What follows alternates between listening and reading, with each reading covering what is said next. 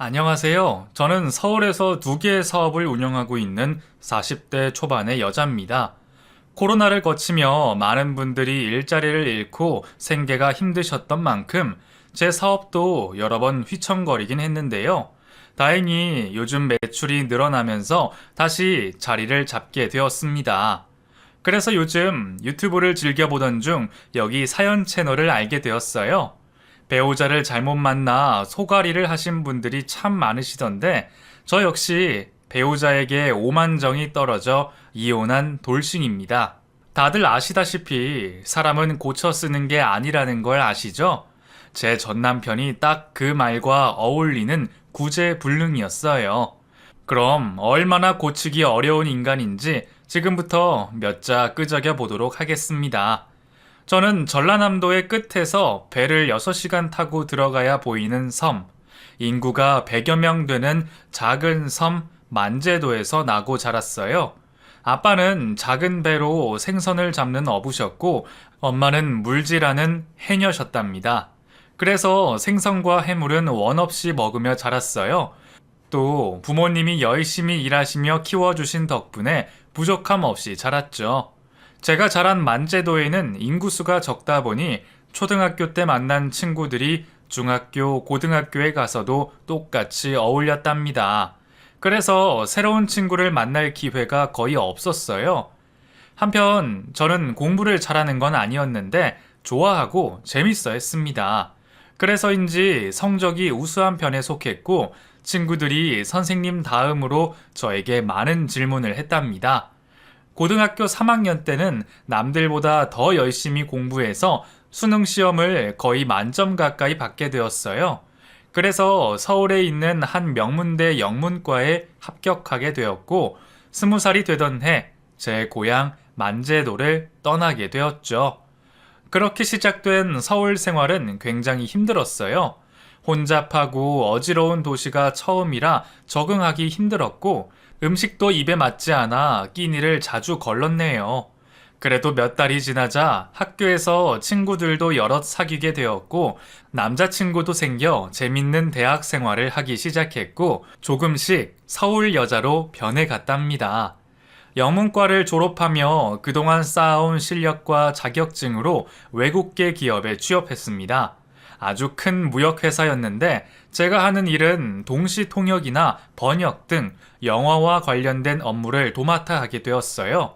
저는 꽤 높은 연봉을 받으며 만족하는 생활을 했는데 거기서 욕심이 멈추지 않았습니다. 훗날 제 사업체를 차려야겠다는 목표가 생기더라고요. 어쨌든 저는 여러 외국인 바이어를 만나 업무를 성실히 해나갔고 통역 업무 말고도 국내 수출업자들과의 미팅까지 업무를 넓혔답니다. 그렇게 인연이 되어 만난 사람이 남편이었어요. 중견기업의 직원이었던 그이는 저와 업무로 인한 미팅을 서너 번 하고 볼 일이 없었는데 개인적으로 만나고 싶다고 연락을 해오더라고요. 저는 남자를 볼 때 착한 인상과 성실함을 보는데 그이는 두 가지에 모두 해당되어서 만나보자는 부탁을 들어주게 되었답니다. 그렇게 저희는 자연스럽게 연인이 되었고 3년 뒤에 결혼을 하게 되었어요. 만제도에 계신 부모님은 이제 딸 걱정을 해도 되지 않아도 되겠다며 매우 기뻐하셨죠. 한편 제가 만난 시어머니는 조금 불편했습니다. 시어머니는 남편의 유일한 가족이었는데 아들에 대한 자부심이 굉장히 컸답니다. 가만히 있는 저에게 남편보다 좋은 직장을 다닌다고 무시하면 가만두지 않겠다고 기선제압을 하시더라고요.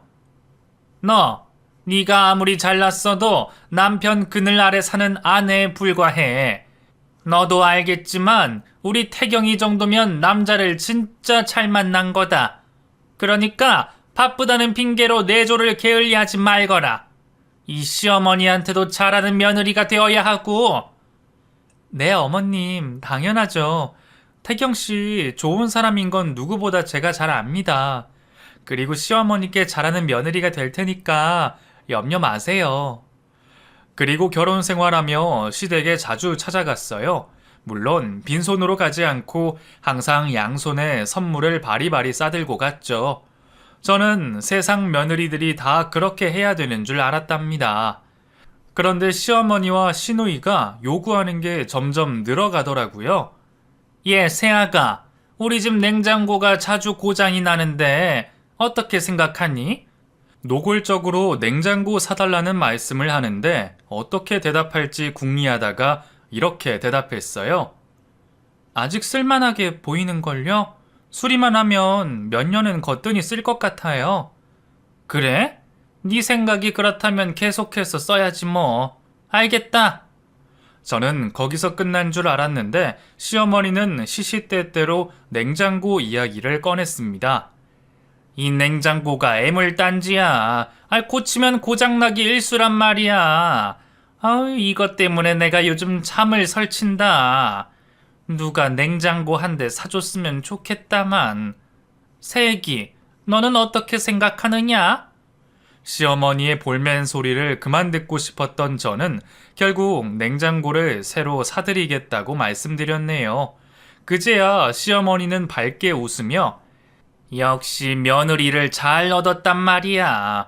이렇게 마음이 넓은 아이가 우리 집에 들어왔으니 더할 나위가 없다고. 고맙다 세아가. 네가 사준 냉장고 보면서 항상 너를 생각하고 지내마. 하고 말씀하셨어요. 그리고 얼마 뒤에는 소파가 낡았다는 말씀을 꺼내셨고 노골적으로 새로 사달라는 표현을 멈추지 않으셨습니다. 이건 아니다 싶어 집으로 돌아가 남편에게 말했어요. 여보, 어머님이 요구하시는 게 좀 너무 과하신 것 같아. 지난번 냉장고 사드렸으면 그쳐야지. 이번에는 소파를 사달라고 하시는 게 말이 돼? 이렇게 계속 뭘 사달라고 하실 때마다 난감해 죽겠어. 우리도 돈을 모아야 할 거 아니야. 당신이 중재해서 막아주면 안 돼? 그러자 남편은 당신 시댁을 너무 남처럼 말하는 거 아니야? 식구니까 그런 부탁을 하는 거라고 생각 안 해봤어? 엄마가 사셔봐야 얼마나 사시겠어. 그러지 말고 소파 하나 새로 해드리자 하고 제 말을 무시해버리더군요. 그래서 전 그럴 수 없다며 반기를 들었고 남편과 처음 부부싸움을 했답니다. 당신은 우리 친정에 해드린 거 있어? 아무것도 없잖아. 친정 부모님 용돈도 내가 드리는 게 전부잖아. 그거야 처갓집이 멀리 떨어져 있어서 그런 거 아니야. 가깝게 지내셨다면 우리 부모님과 똑같이 대했을 거라고. 게다가 용돈만 입금해 드리는 게 무슨 의미가 있어? 직접 얼굴 뵙고 돈 봉투를 드리는 게 진짜 효도지.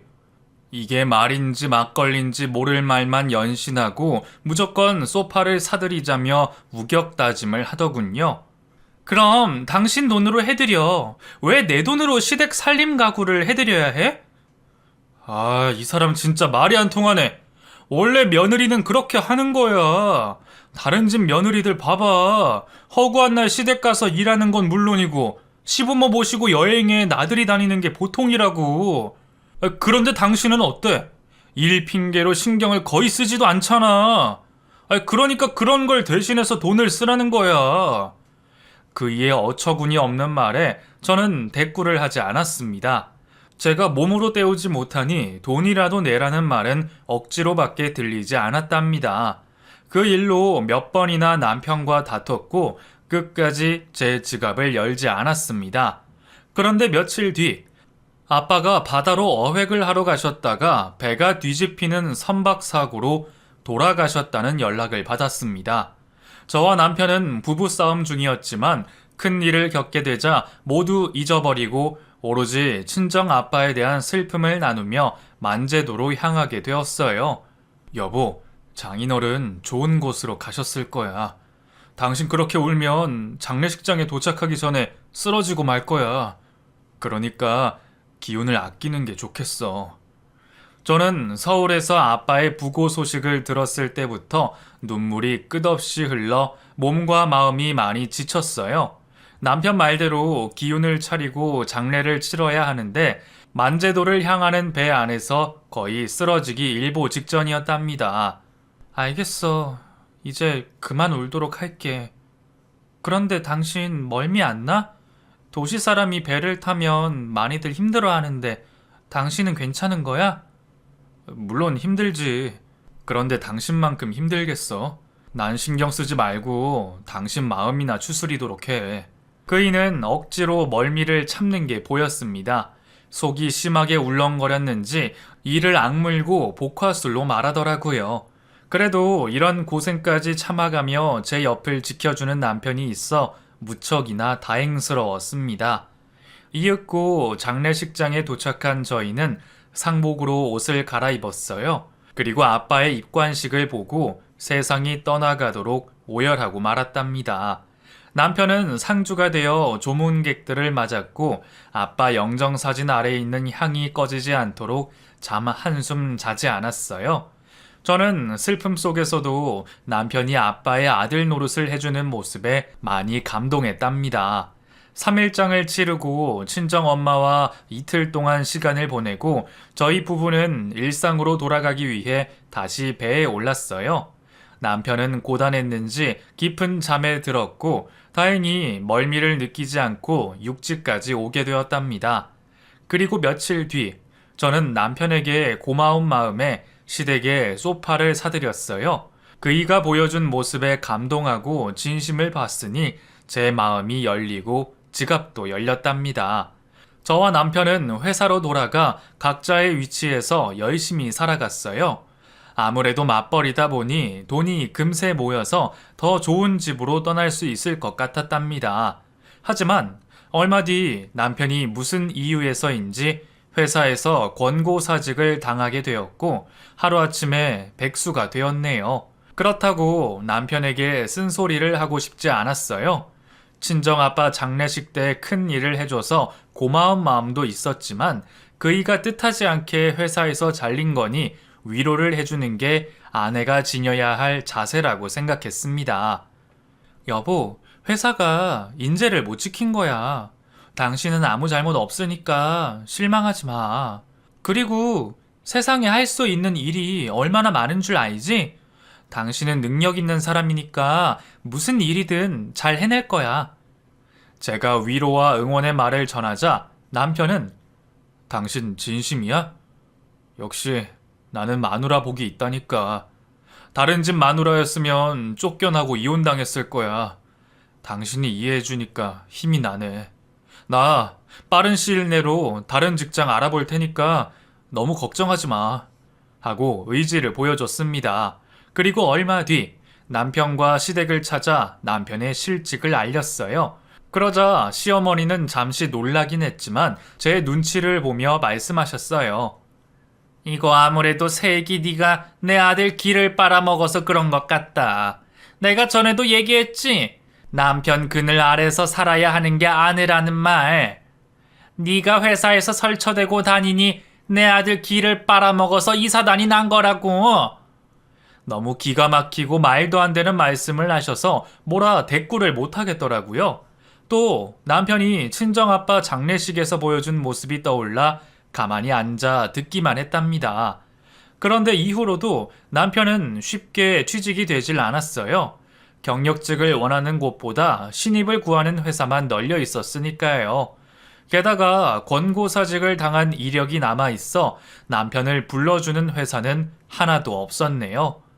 그래서 남편은 간단한 서무 처리를 하는 프리랜서로 일하기 시작했습니다. 벌이가 그닥 좋진 않았지만 뭐라도 하려는 의지가 있어 지켜보기만 했어요. 그러다 문득 제가 목표하던 사업이 있다는 걸 다시 떠올리게 되었고 남편과 함께 일하면 좋겠다는 생각이 들었습니다. 여보, 나도 회사를 그만둘까? 우리 사업을 해보는 게 어떨까 싶어. 당신도 계속 재능을 낭비하고 있잖아. 나야 그러고 싶지. 그런데 내가 받은 퇴직금은 부모님 노후 자금으로 다 들어갔잖아. 당신한테 보태줄 게 하나도 없단 말이야.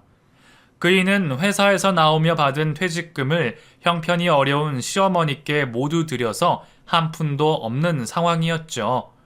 괜찮아. 내가 그동안 모아둔 자금하고 퇴직금이면 사업장 하나 차리는데 어려움은 없을 거야. 그리고 당신이 옆에서 도와주면 금세 성공할 것 같아. 정말이야? 내가 할 수 있는 일이 있을진 모르겠지만 당신이 나한테 기회만 준다면 내가 뭐든지 열심히 할게.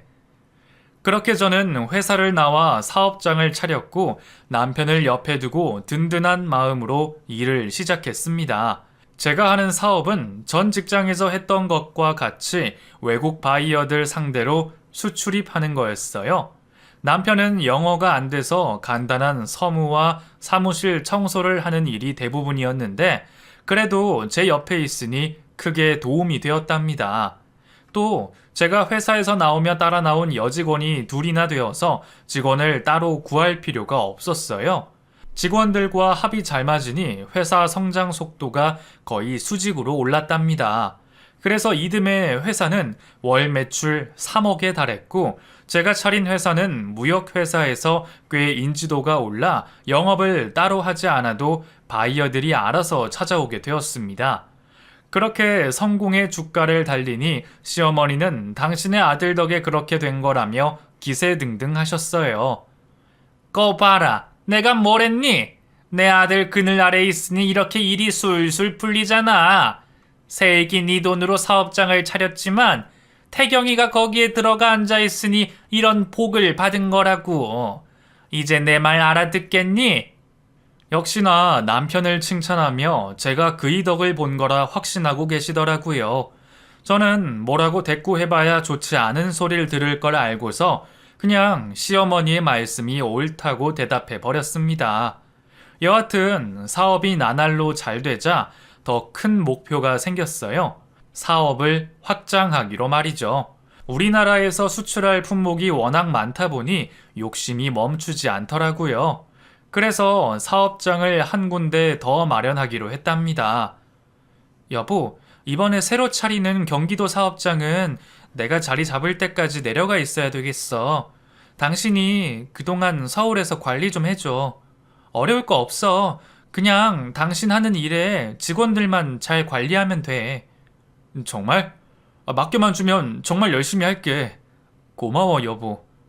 그렇게 사업장 하나를 남편과 직원들에게 맡겨두고 저를 따라 나온 후배들을 데리고 경기도로 내려가 따로 사업장을 운영하게 되었어요.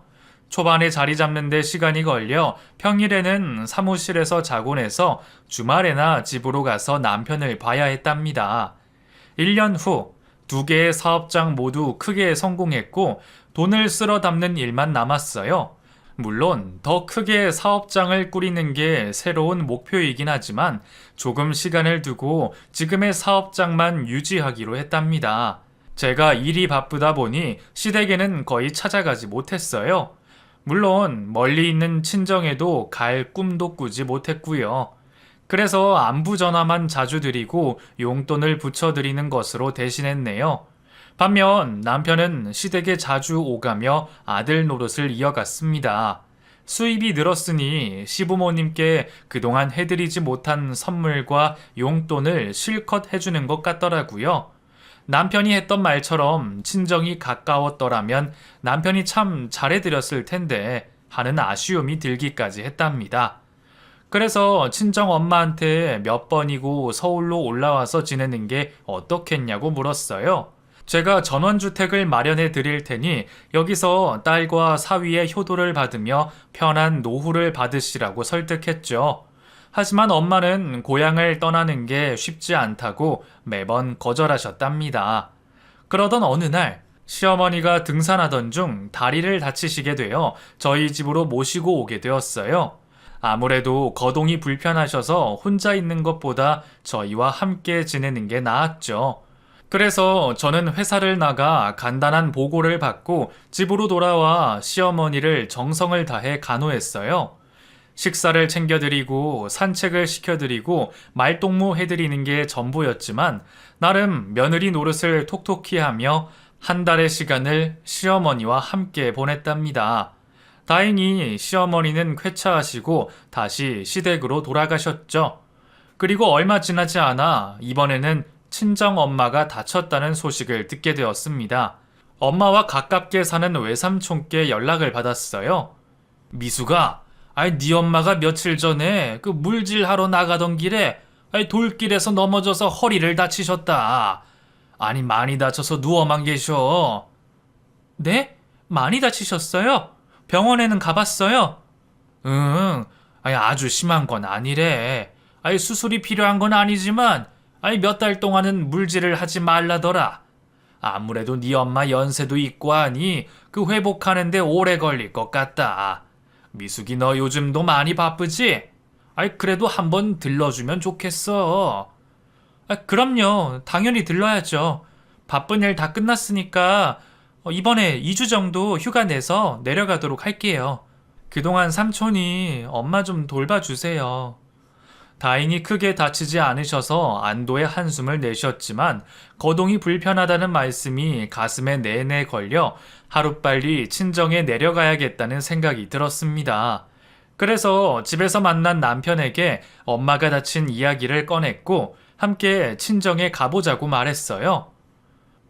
그동안 친정이 멀어서 못 가봤는데 이번에 한 2주 정도 다녀오는 게 어때?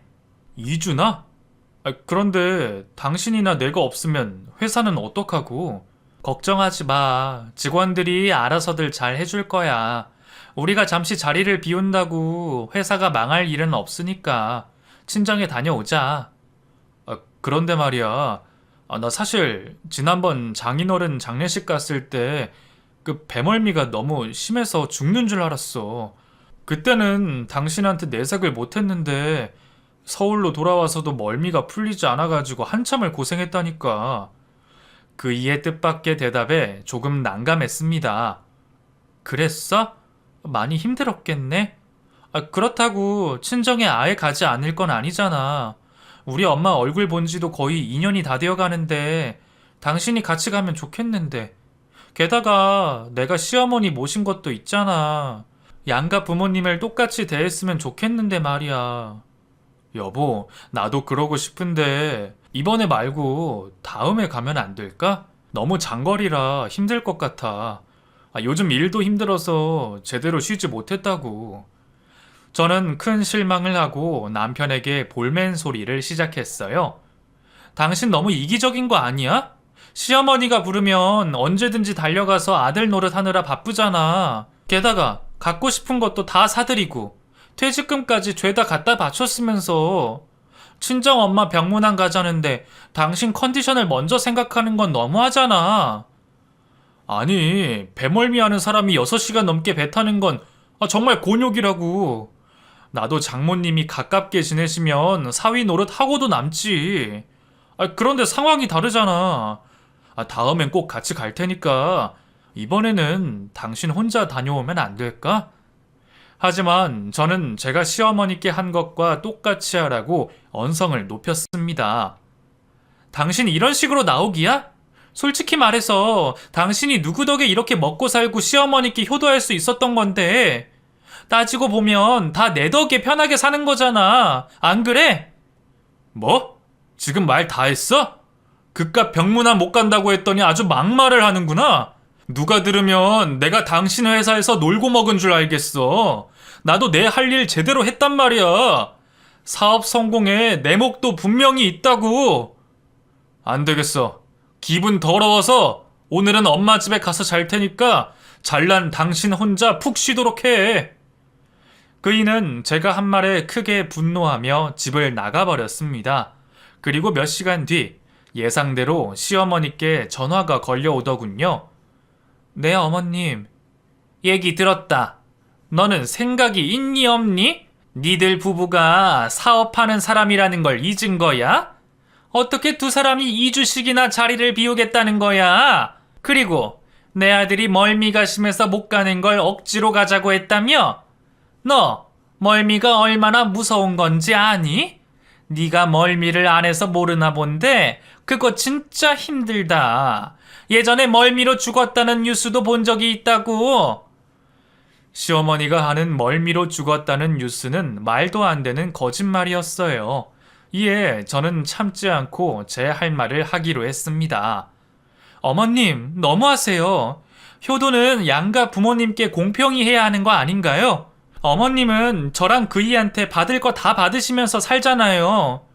유치한 말이지만 어머님이 누리는 것들 죄다 제가 사업을 성공시켜서 가능한 거라고요.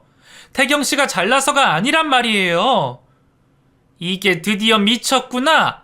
며느리 무서워서 무슨 말을 못하겠어. 이래서 머리 검은 짐승을 거두지 말라는 말이 나온겠지. 그래, 너 잘났다. 그러니까 너 혼자 친정에 다녀오든 친정에 사돈 집을 다녀오든 해라. 그렇게 성질을 내시고 전화를 끊어버리시더군요. 물론 제가 흥분해서 말을 가리지 못한 잘못도 있었지만 끝까지 자신의 잘못과 남편의 잘못을 이해하지 못하는 시어머니가 몹시 미웠습니다. 그래서 결국 화가 난 채 홀로 친정집을 향했어요. 목포까지 가는 열차를 타고 배를 타고 6시간을 들어가 늦은 밤 친정 엄마가 있는 집에 들어갔죠. 엄마는 침대에서 일어나지 못하고 누워서 저를 반기셨습니다. 미수가, 이게 얼마 만이냐? 거의 2년 만이지? 그런데 왜 혼자 왔어? 김서방은 무슨 일이라도 있는 게야? 아무래도 회사를 같이 비우는 게 곤란하겠더라고. 한 사람은 사무실을 지켜야지. 그래도 김서방이 엄마한테 용돈 드리라고 돈 봉투 주더라. 저는 애써 거짓말을 하며 결혼 생활을 잘하고 있는 것처럼 보이려고 했습니다. 그리고 그동안 못 나누었던 수다를 밤새 떨었네요. 이튿날 아침상을 차리려고 냉장고를 열었더니 여전히 생선이 한가득 있었습니다. 저는 그동안 서울에서 먹지 못했던 자연산 생선들을 구웠고 맛있는 밥상을 차려 안방으로 가져갔어요. 거동이 불편한 엄마를 위해 침대 위에 상을 놓았답니다.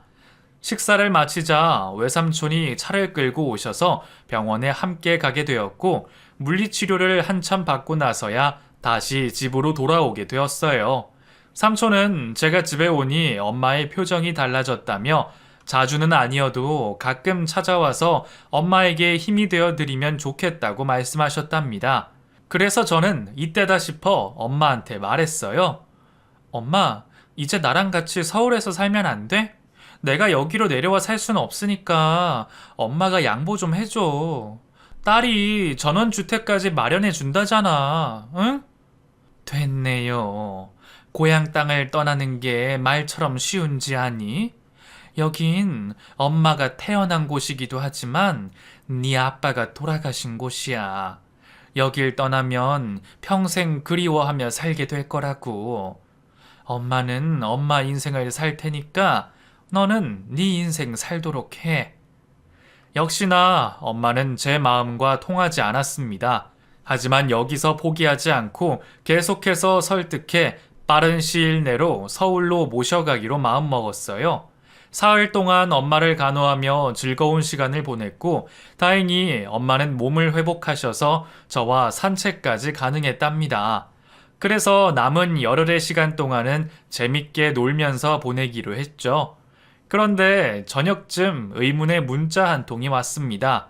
남편이 회사 카드로 뭔가를 결제한 것 같은데 어찌된 일인지 결제 문자가 제 번호로 날아온 겁니다. 여하튼 문자는 여행사에서 온 것이었고 서부 지중해 3개국 크루즈 여행 결제 완료라고 왔답니다. 크루즈면 배를 타고 다니는 여행을 말하는 건데 배멀미가 심한 남편이 이걸 왜 결제했는지 의구심이 들었네요. 뭔가 이상하다 싶어 남편에게 아무것도 모른 척하고 전화를 걸었습니다. 그 장모님은 괜찮으셔? 응, 어디야? 어디긴 회사지. 당신 화난 건 좀 풀렸어? 다음에는 같이 갈 테니까 너무 속상해 하지 마. 간 김에 푹 쉬고 돌아오도록 하고. 그래, 당신도 시어머니랑 어디 바람이라도 쐬고 와. 바람? 에이, 내가 그럴 시간이 어딨어. 그리고 나도 양심이 있지. 장모님이 아프신데 어떻게 놀러 다니겠어. 당신은 아무것도 신경 쓰지 말고 장모님이랑 잘 보내고 와. 그렇게 그이의 떨리는 목소리를 듣고 거짓말을 한다는 걸 깨달았습니다. 배멀미로 장모님 문병 오는 건 힘들다더니 제가 없는 사이에 크루즈 여행을 떠나는 게 말이나 됩니까? 이건 가만히 참고 있으면 바보 멍청이라는 생각이 들어 서울로 올라가기로 했습니다. 제 두 눈으로 남편이 거짓말하는 걸 확인해야 했으니까요. 그래서 친정 엄마께 죄송하다고 말하고 조만간 다시 내려오겠다고 말씀드리곤 이튿날 만제도를 떠나 서울로 올라가게 되었어요. 일단 집으로 들어가 남편의 옷장을 열었더니 짐을 싸서 나간 흔적이 역력했습니다. 여행 가방도 사라진 걸 보니 크루즈 여행을 떠난 게 분명해 보였죠. 그래도 아주 혹시나 하는 마음으로 남편에게 맡긴 사업장을 찾아갔습니다. 제가 사무실에 들어서자 모든 직원이 기립해 인사를 했고 저는 수고가 많다는 인사를 건넸습니다. 그리고 역시나 그이의 자리는 비워져 있었죠. 저는 직급이 높은 직원에게 물었답니다. 김 이사가 자리에 없네요? 어디 가셨나요? 직원은 뜸을 들이더니 말을 더듬더군요. 그게 이사님은 지금 거래처 사람을 만나러 외근 나가셨습니다. 아마 오늘은 들어오시지 않을 거예요, 대표님. 직원이 남편의 비밀을 감춰주려는 게 훤히 보여서 다시 물었습니다. 그래요? 거래처 누구요? 제가 모르는 거래처는 없을 테니 말해보세요. 그러니까 그게... 박 과장님, 저 여기 대표입니다. 거짓말할 생각이라면 안 하시는 게 좋을 거예요. 그러자 박 과장은 체념한 표정으로 말을 시작했습니다. 알겠습니다, 대표님. 이사님은 지금 여행을 떠나셨어요. 아마 열흘 정도 걸릴 거라고 하셨습니다. 아까 거짓말한 건 죄송하지만 누가 이사님을 찾으면 거래처 핑계를 대라고 하셔서 저는 분노가 치솟았고 남편을 용서하지 않기로 다짐했습니다.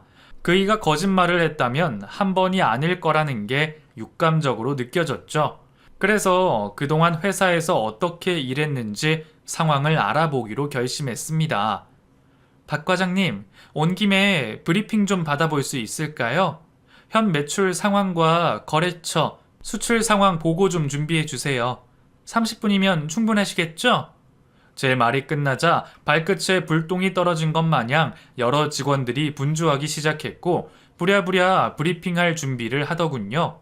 이윽고 매출 상황과 순이익을 발표하는데 뭔가 석연찮은 부분이 있었습니다.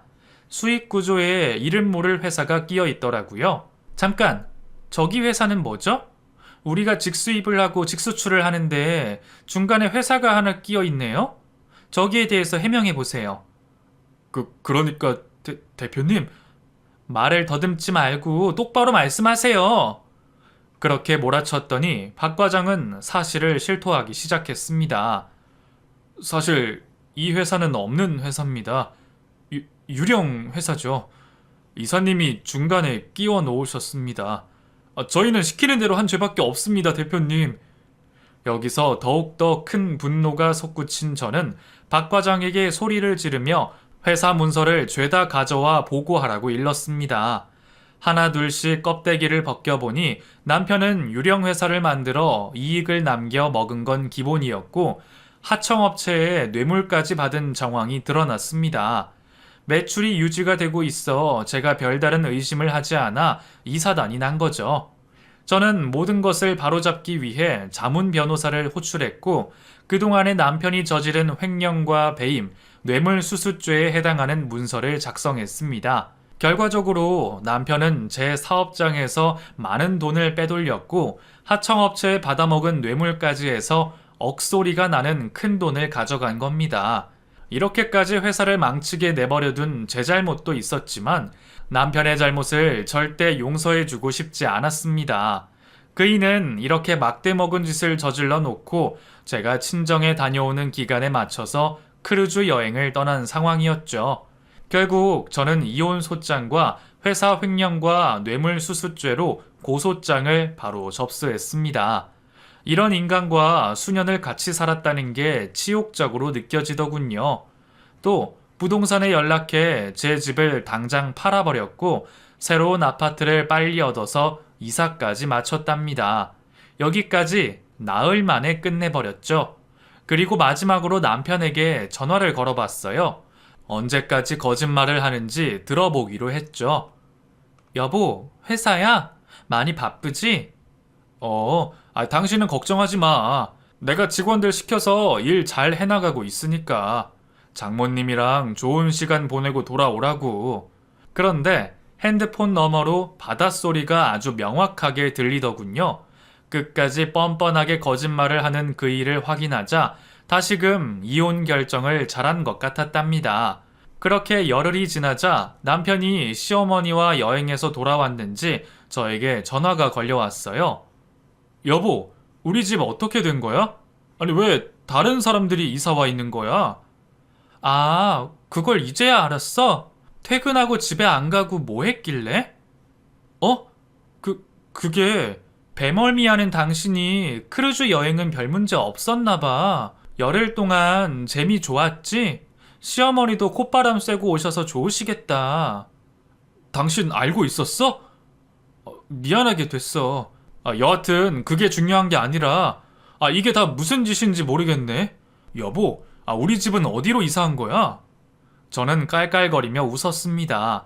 아직도 상황 파악을 못하고 있는 남편이 한심하기 짝이 없더라고요. 이 인간아, 당신 효도하려고 내 사업장에 돈을 횡령하고 뇌물까지 쳐받아? 이러고도 무사할 줄 알았냐? 당신은 이제 끝이야. 이혼 소장하고 고소장은 시댁으로 보냈으니까 가서 확인해봐. 그리고 너랑 나는 법정에서 보는 게 마지막일 거야. 무슨 말인지 이해돼? 네 인생 여기서 끝장을 내주겠다는 거야. 여보, 왜 그래? 장모님 배로 안 갔다고 이렇게 나오는 거야? 내가 잘못했어. 그러니까 이혼이나 고소는 하지 말자, 응? 상황 파악이 아직도 안 된 거야? 너 지금 그러고 있을 시간이 없어. 빨리 변호사 선임해서 나랑 붙을 준비해야 돼. 내 돈 다 갚으려면 아마 어마어마하게 고생해야 할 거다. 여하튼 알아서 잘 해봐. 그렇게 전화를 끊어버리자 이번에는 시어머니한테 전화가 오더군요. 아무래도 이혼 소장과 고소장을 받아본 모양입니다. 새아가, 이게 다 뭐니? 이혼 소장이라니. 뭔가 잘못된 거지? 게다가 고소장은 또 뭐야? 이 노인네가 뭘 알겠냐마는 새애기 네가 많이 화가 난 것 같구나. 우리 오해가 있다면 대화로 풀어보는 게 어떻겠니? 어머님, 고소장 받으니까 바로 태도가 변하시네요? 언제는 아들 덕분에 제가 먹고 사는 거라고 하시더니 마음이 바뀌기라도 하신 거예요? 그게 무슨 소리냐? 난 항상 새애기 너에게 감사하는 마음으로 지내고 있었어. 내 아들이 새애기 너 아니었으면 이렇게까지 출세를 했겠냐? 그러니까 마음 풀고 우리 만나도록 하자. 내가 그리로 갈까? 아니요, 곧 만날 거예요. 법원에서 말이죠. 그러니까 잘난 아들과 팔짱 끼고 오시도록 하세요. 저는 비웃는 웃음소리를 들려주고 바로 전화를 끊어버렸습니다. 이튿날 남편과 시어머니가 서울 사업장으로 찾아오셨어요. 남편은 제명이 되어서 출입이 불가했는데 경비 아저씨가 실수로 들여보낸 것 같더라고요. 뭐예요, 두 사람? 여긴 이제 올 일이 없을 텐데? 제 말이 끝나기도 전에 남편이 무릎을 꿇었습니다. 그리고 두 손을 발이 되도록 싹싹 빌더군요. 여보, 미안해. 내가 욕심이 나서 그랬어. 그리고 크루즈 여행은 엄마가 버킷리스트라고 해서 다녀온 거야. 내가 장모님을 등한시한 거 사과할게. 앞으로는 사위 노래 톡톡히 할 테니까 한 번만 봐줘. 제발. 아니, 싫어. 다른 마누라였으면 봐주고 넘어갈 수도 있겠지. 하지만 나는 달라. 한 번 돌아서면 그걸로 끝이라고. 그러니까 괜히 힘 빼지 말고 변호사나 선임해. 제 마음이 돌아서지 않는 걸 확인한 시어머니가 남편 옆에 다정하게 무릎을 꿇었습니다. 아가, 부탁이다. 고소를 취해주면 안 되겠니? 네 남편이 바람을 피운 것도 아니고 널 괴롭힌 것도 아니잖아. 이런 일은 가족끼리 눈 감고 넘어갈 일 아니니. 그러니 이 노인네를 봐서라도 한 번만 용서해 주렴. 그렇게 기세등등하던 시어머니는 온데간데 없었고 비굴하고 변명만 잔뜩 늘어놓는 시어머니만 남아있었네요. 바람 피운 거만 죄가 아니에요. 제 친정 엄마를 개무시했으니 그에 따른 값을 치러야죠. 열흘 동안 크루즈 여행을 즐길 때는 이런 상황을 예상하지 못하셨죠? 사람은 항상 행동에 관한 책임을 지어야 하는 겁니다. 두 사람 인생 쫑나게 해드릴 테니까 당장 여기서 꺼져 주세요. 박 과장, 경비 불러서 이것들 쫓아내요. 결국 시어머니와 남편은 직원들 앞에서 망신을 당하고 경비에게 끌려나갔습니다. 3주 뒤 재판이 열렸는데 남편이 그동안 회사에서 빼돌린 돈을 모두 토해내야 했고 벌금까지 내게 되었어요. 저는 이혼 재판까지 해서 그동안 시어머니한테 들어갔던 돈 모두와 위자료까지 받아냈답니다. 제가 사업하는 사람이니 돈으로는 손해보지 않고 끝을 맺었죠. 그런데 남편과 시어머니는 하루아침에 알거지가 되어버렸습니다. 저에게 갚아내야 할 위자료와 손해배상금 덕분에 하나 있는 재산인 시댁을 팔아야 했고 두 모자는 변두리 원룸으로 이사를 했다고 하네요. 하지만 거기서 빚이 끝난 게 아니기 때문에 시어머니는 식당에 취직해 일을 하게 되었고 남편은 신용불량자라 일용직 막노동을 하게 되었답니다. 그렇게 저를 바보 취급한 시모와 남편에게 참교육을 시켜주고 복수의 막을 내렸어요. 그리고 제 인생에 있어 꼭 하고 싶었던 친정 엄마를 서울로 모셔오는 걸 성공하게 되었습니다. 엄마는 제가 이혼한 소식을 듣고 바로 저와 같이 살겠다고 하셨네요. 그래서 지금은 전원주택을 마련해 엄마와 둘이 잘 살고 있답니다. 저는 여전히 사업체를 2개 운영하며 바쁘게 지내고 있고 엄마는 서울 생활에 적응하고 계시고요.